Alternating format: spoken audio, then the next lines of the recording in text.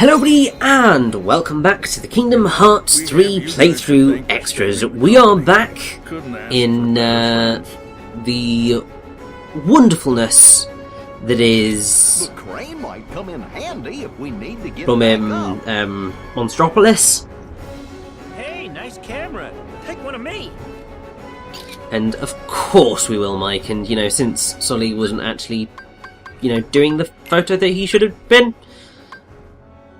let's get rid of that photo. Let's get rid of all the photos that are a little bit rubbish, because we have filled up this shot count. It feels kind of a bit ridiculous that obviously this is now 200. It's just like, for the love of God, I could have done with that before I did this bloody recording. I mean, to be fair, I'm not sure why they bothered putting in a photo cap on this thing. Like, just let me do as many as my blooming hard drive will take. Because it's not like... Well, due to the way I play, I don't tend to fill up my hard drives that much. I mean, like, I've had my PS4 for a number of years now, and I think largely because I play mostly on disc, I just haven't filled up my my hard drive yet. I mean, when did I first get my PS4? I'm trying to remember this now. Let's see. You want to take my picture? Sure, I guess. Okay, that's so all right. it looks... so I've had it about 3 years-ish now? Well, 3 and a bit, so I think I got it for Christmas and birthday 2015-2016. Because I was very late to the PlayStation 4 party, largely because I was just like, well, I kind of want there to be games that I want to get. And then they started coming out with games that I wanted to get, so I did. Started with the wonderfulness that was Journey.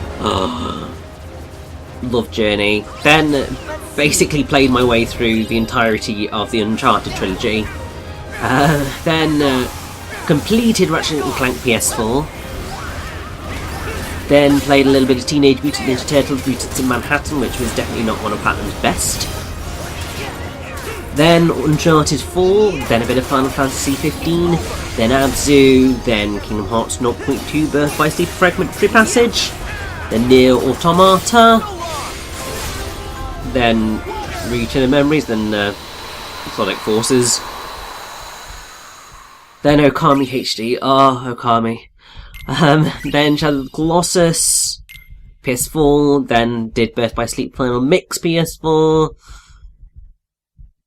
then Spider-Man PS4, which was amazing, Dream Drop Distance HD on PS4, and then Kingdom Hearts 3 on PS4, and then Devil May Cry on PS4. So, I mean, actually, it's basically been my Kingdom Hearts machine, really. And considering I've still not, you know, played through Kingdom Hearts Final Mix or Kingdom Hearts 2 Final Mix. In fact, I've still got those on the list. It really is my Kingdom Hearts machine. But I'm sure over the next couple of years we'll get a little bit further. I mean, I have already gotten more games on my PS4 than I ever had on my Wii U, so that definitely helps matters.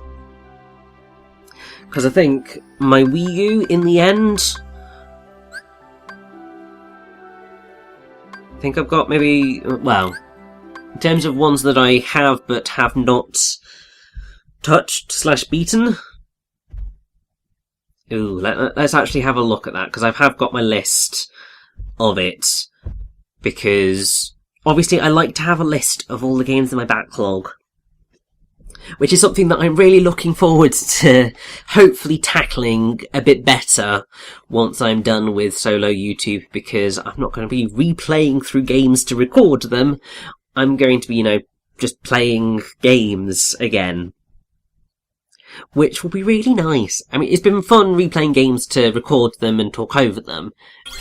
I've loved it. It's allowed me to sort of get a much deeper look at games and look into sort of some of the process of how they're created, little bits of cultural knowledge. Because I'm just a nerd of everything, as you can probably expect. From here, we might be able to reach that. So yeah, in terms of Wii U, I've got 2 games left on it. One which I've never played, one which I have played before, it's just a port, is the Wii U port of Bayonetta 1. So that would put my total games for the Wii U at 19, which is one more than my GameCube. So, definitely not my most prolific console. Most prolific is the 3DS. Because it was 34 games that were full-on games, and 23 3DS download games. So that's like 57 games on the 3DS. Pretty impressive. Then it was my Wii, with 35 games total. Then me DS with 30... No, then my 360 with 32. Then my DS with 31. And then we get down to the 21 on my PS4 at present. The 18 on my GameCube, which is never gonna increase. The 17 on my Wii U, which as I said will increase once I finally touch those things, because I haven't added them to my backlog yet because I haven't touched them. Then my 15 on my Switch at present.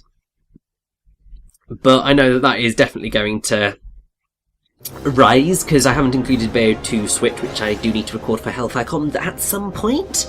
So that will lift that one up. But then also I've got Fire Emblem Three Houses, Astral Chain, Pokemon Sword, Luigi's Mansion 3, Spyro Reignited, Legend of Zelda Link's Awakening, Legend of Zelda Breath of the Wild 2, No More Heroes 3, Bayonetta 3, and I'm also looking at getting the Spyro Reignited Trilogy for it. I just want them to confirm that I don't have to do any downloads. So I know that Switch will definitely get more usage. It's just one of those things where it's got to build, because the Switch is not that old.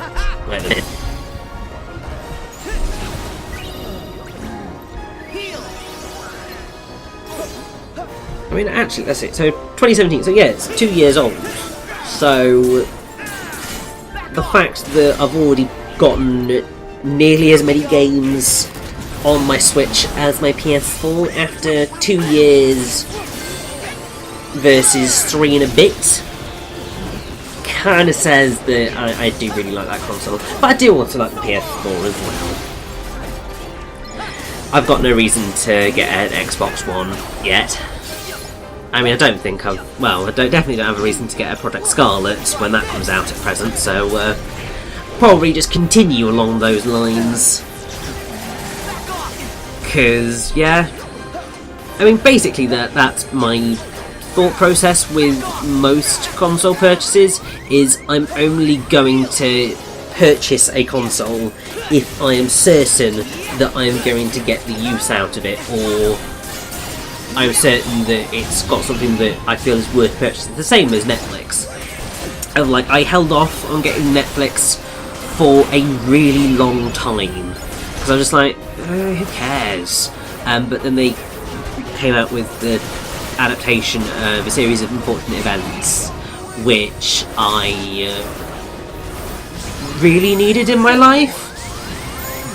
So it was very much a case of going, yeah, no, I will crumble and I will get bloomin' Netflix now. And I have been very grateful that I have done that, because I've had a whale of a time with it since. I mean, it's the same with, when I got... So, pretty much every Nintendo console, I always know that that's going to be a safe bet for me, in terms of I'm going to have a whale of a time with all the games I get. The only reason that I would say that my GameCube game total is as low as it is because I got my GameCube when I was a child.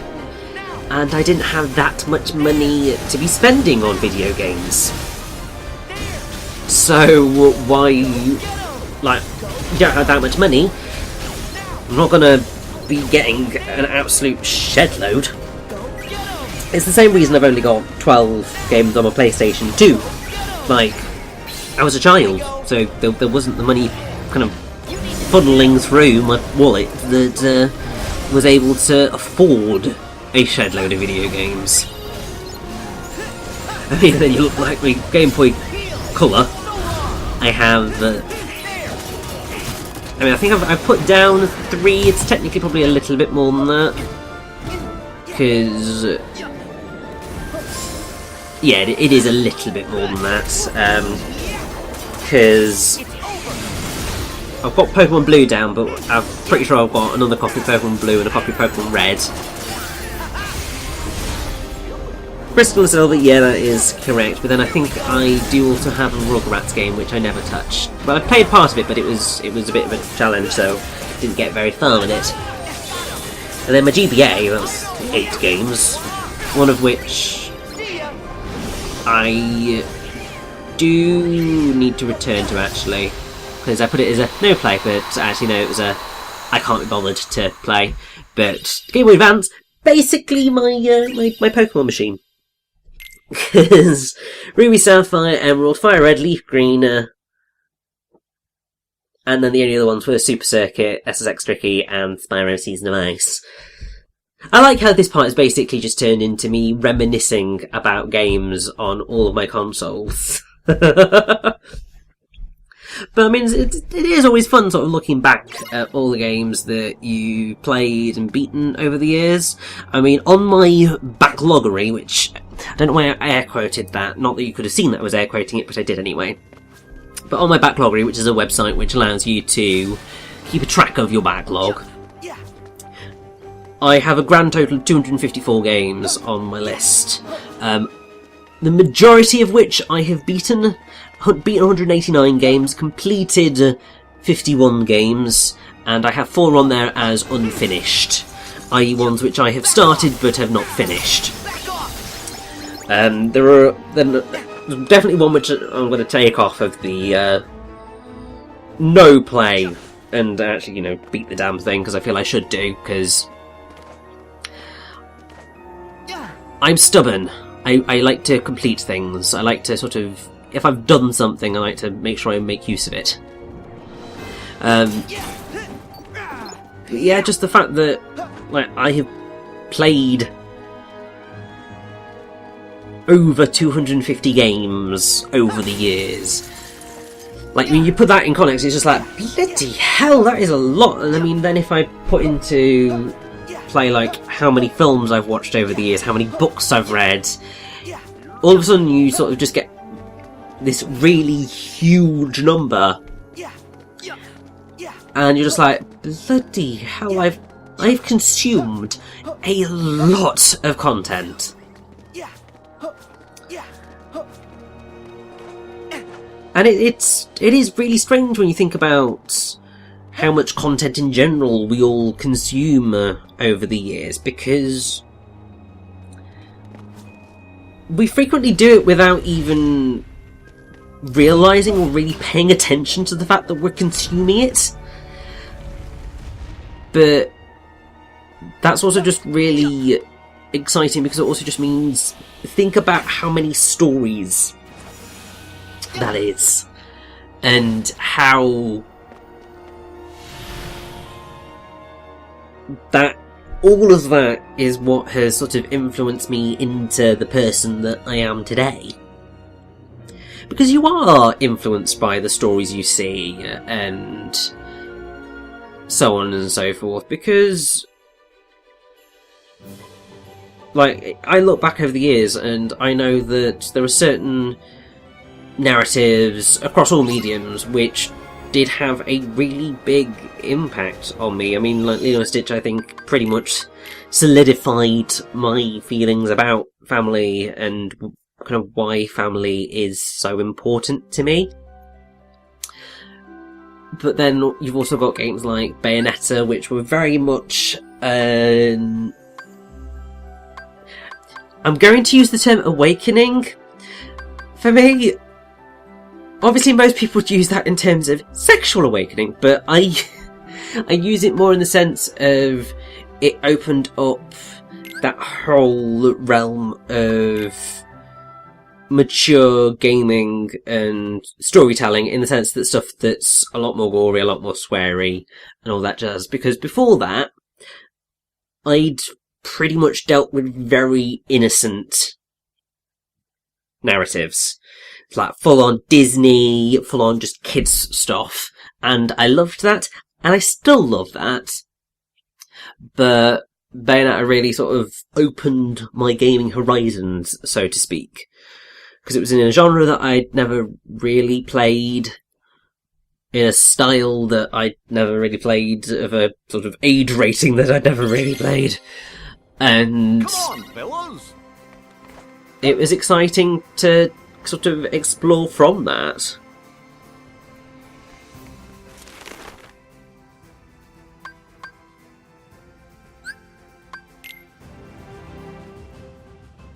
I'm trying to think of sort of any others that... Well, I mean, I know I will... In terms of sort of my writing, I will always say The Inheritance Cycle and Aragon. Because that was very much the first moment that I realised maybe I could actually be a writer. And even though I sort of... That dream of writing sort of came in and out and back into my life, it was that book that showed me that I could. And that's a wonderful thing to have. Also, I went completely the wrong way to get to the bloody Battlegate. There.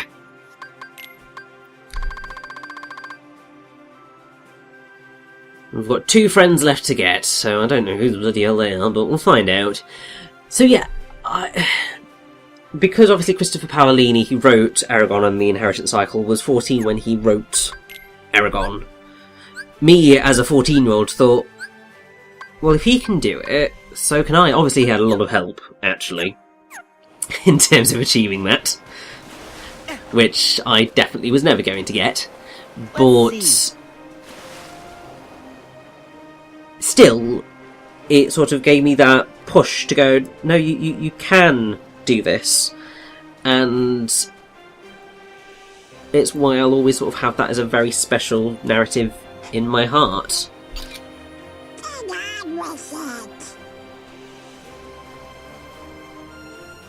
I'm trying to think if there are any others that I can think of, but... Let's see.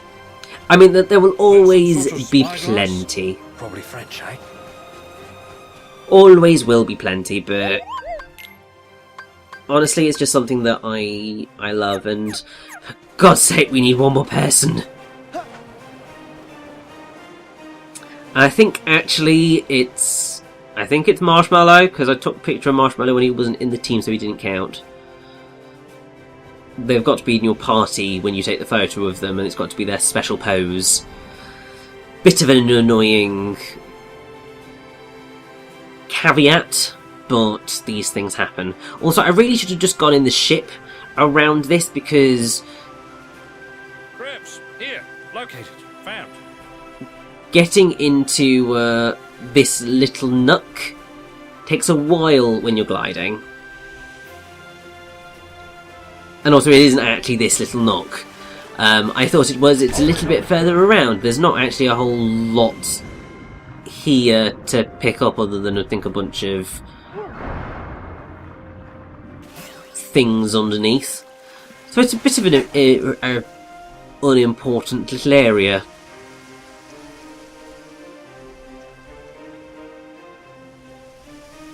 But hey, I was just searching for the Battlegate. I wasn't sure where the bloody hell I was meant to be going. I was just like, it's on the Huddled Isles.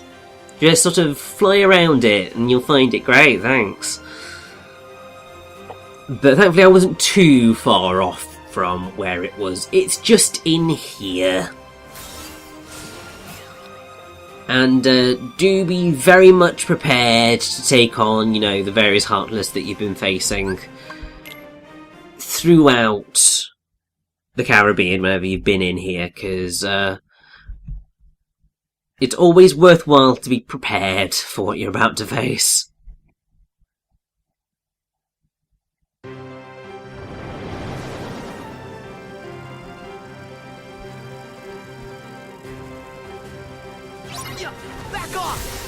So you've got the Earth Cores, you're going to have the swinging Pirate Captain, Heartless things. Just generally a whole bunch of Heartless. I mean, it's what we've been facing all this bloody time, so it is hardly surprising.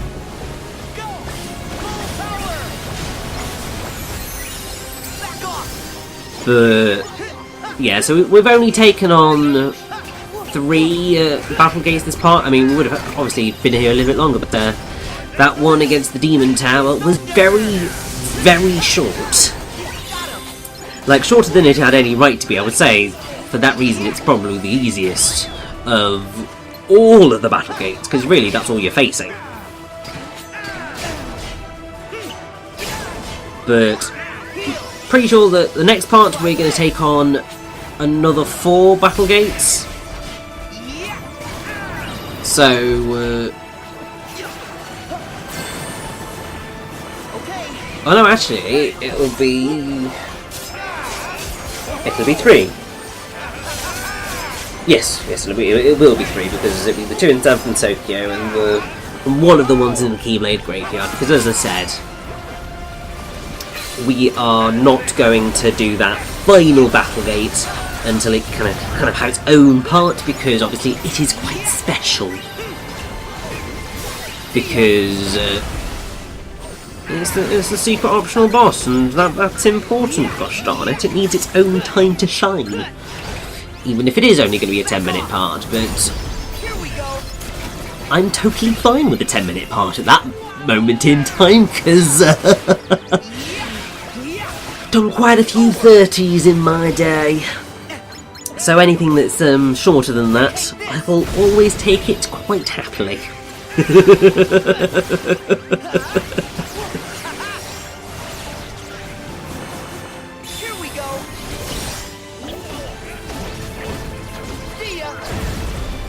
Now, I should probably point out, one of the reasons that I have gone for Favourite Deputy throughout quite a few of these Battlegates over something like the Wheel of Fate is because obviously it does give you a much higher chance at getting items, and particularly rare items.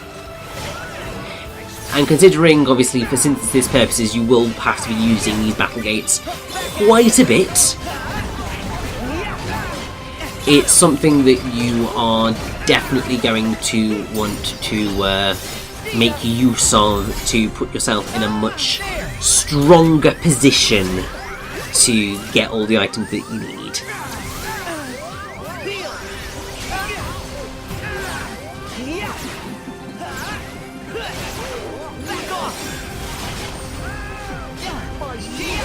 Also, I will say that this fight has been very, very messy on my part, but it is basically just like, get rid of the one that's the most annoying, and then I can worry about all the large bodies afterwards, because honestly, they're the least of my worries. They just sort of get in the way.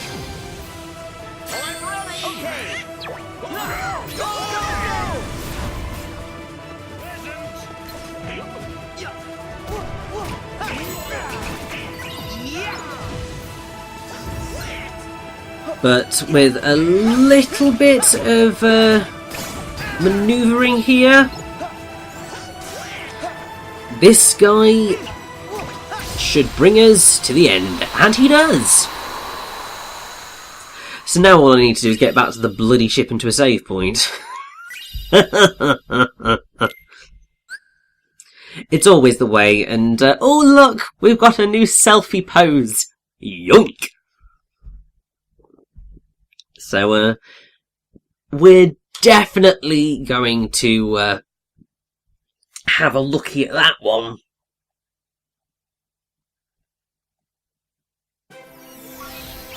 Because I'm sure there's going to be something really hilarious with a yoink.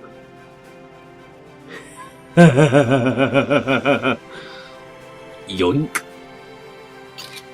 Let's just hold that Battlegate good and firm, and oh thank God the ships were out outside. I'm not sure I could have stomached having to glide all the way back round again, although it looks like I might be doing that anyway. Please don't just do that anyway. Wow, look at all the new cannons. Goofy, they're not that new. Those crabs was worth it. No ship is a match for us now. I mean, Get him! not sure you're quite telling the truth there, Donald, because, or Thor, whoever it was who said that, because the big ultra-challenging ship can definitely be a match for us. But hey, it doesn't really matter. In the end, I did still go back through and murder the 200 ships necessary to get that trophy, because of course I did. My whole thing with this was, you know what, I'm going for that platinum, and I did. And I got it, and I love the fact that I got it. Because there's not many games that I have a platinum on when I look at it. Or like sort of have fully 100... I mean, obviously I've got like 51 games in my completed thing, but those don't necessarily fully equate to certain bits and bobs. Like sometimes I say like it's complete but not all of the achievements. Really, that's a stupid thing, I shouldn't say that, but hey, also some of them are just like the Professor Layton games, which you beat all the puzzles with all the picker-outs. That's basically 100%. But in terms of like platinum, full achievement / trophy, got Final Fantasy 13-2, which I was very quite proud of. And then Abzu, Kingdom Hearts 3, Ratchet and Clank, Spider-Man PS4, Okami HD, and yeah, that's about your lot. So actually on the PS4, I've got a very good rating for completing games on that system.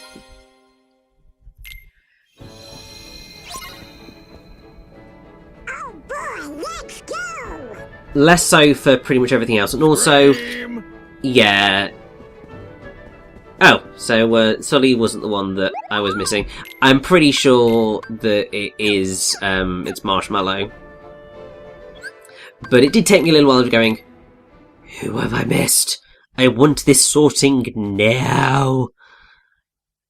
And running about like a lunatic, trying to find it.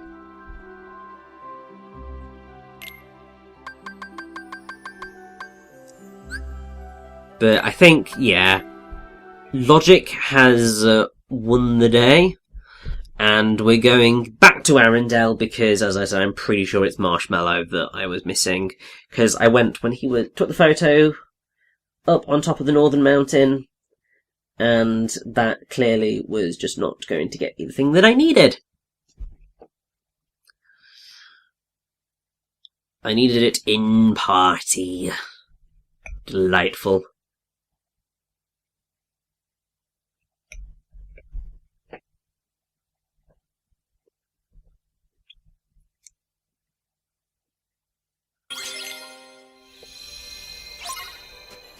Let's see.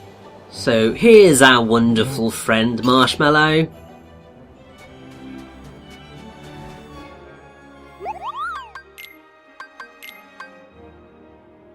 And you're telling me that that didn't do it? Oh, for the love of God. Now I'm just wondering, who the bloody hell did I miss? Was it Baymax? I'm pretty sure I got a good Baymax. Unless I deleted the picture of Baymax and I need to get it again.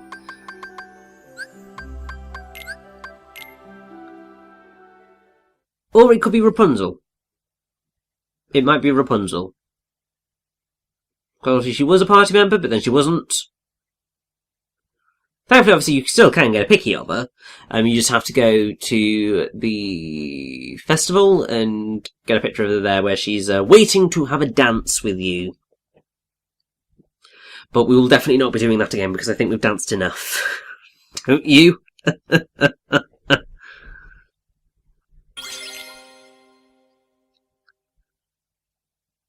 But yes, we are very much just sort of wrapping up a few loose I bet ends. we'll find some ingredients around Because here. really, that's what I need to do at this moment in time. What's that? And there we go, it was Rapunzel. Because obviously she ceased being a party member, I was just like, oh, it's not Rapunzel, it was Rapunzel. God damn it! And there we go, photo missions complete. So that makes me very, very happy indeed. And I still need those Wellspring crystals to make the bloody thing that I need to. For the love of God.